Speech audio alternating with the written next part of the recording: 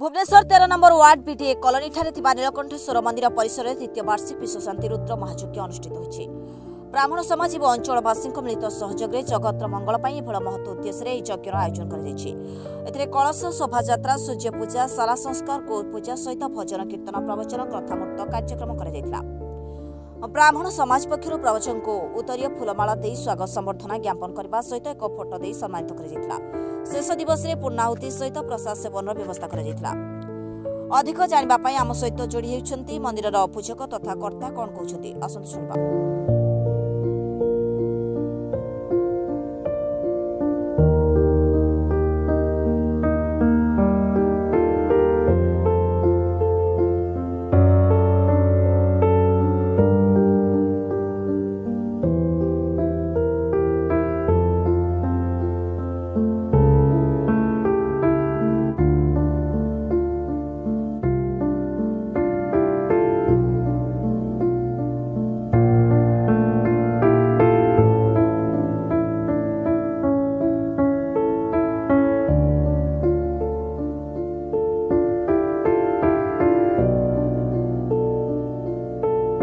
श्री नीलकंठेश्वर महादेव अपार करुणारू वैदिक ब्राह्मण समाज एवं बीडीए कॉलोनी तत्सहित समस्त भक्तवृंद सहयोग रुद्र महायज्ञ